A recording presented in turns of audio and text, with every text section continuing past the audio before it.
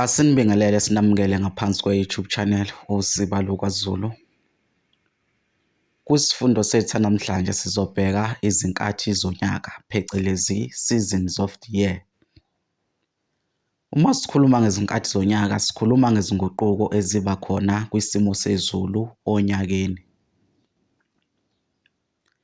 Izinkathi-ke zonyaka zine esizosibheka. 1. Intwasahlobo. 2. Ihlobo. 3. Ikwindla. 4. Ubusika. Ake sihambeke sibheke intwasahlobo.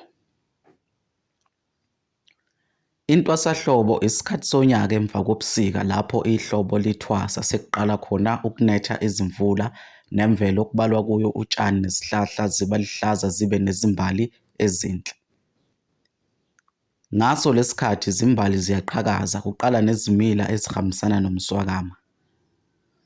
Kulesi sikhathi ngoba kusuke sekukhona izimvula abantu babuyele emasimini baye kolima.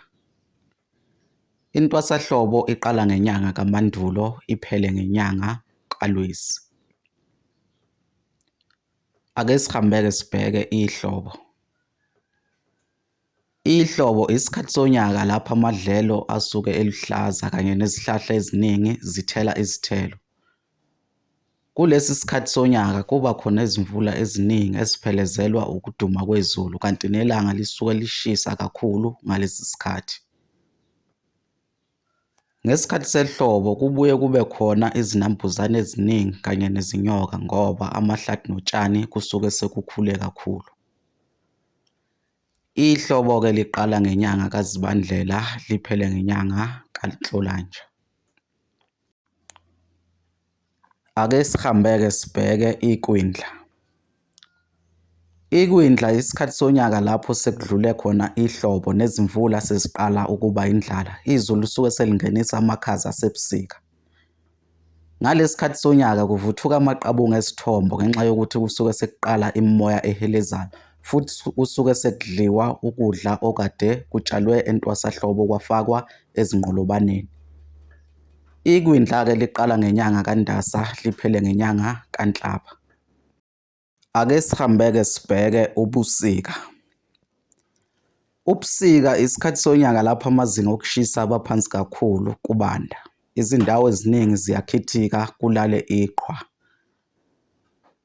Izilwane ezifana namaxoxo nezinyoka kanye nezinambuzane eziningi ziyanyamalala ngenxa yamakhaza.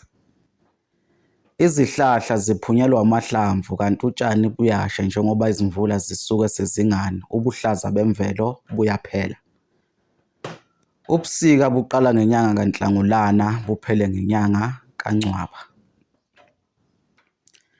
Asibonge ukuthi ube ingxenye yombukiso wethu namhlanje. Isifundo sethu namhlanje sisiguqisa khona lapha. Sizophinda sikunxuse ukuthi usubscribe ngaphansi kwe-YouTube channel uma ungakazi usubscribe. Ushiye ukuphala kwakho lapha kuma-comment uphinde ulike nevidiyo yethu namhlanje. Kuze kube ngokuzayo siyavalelisa.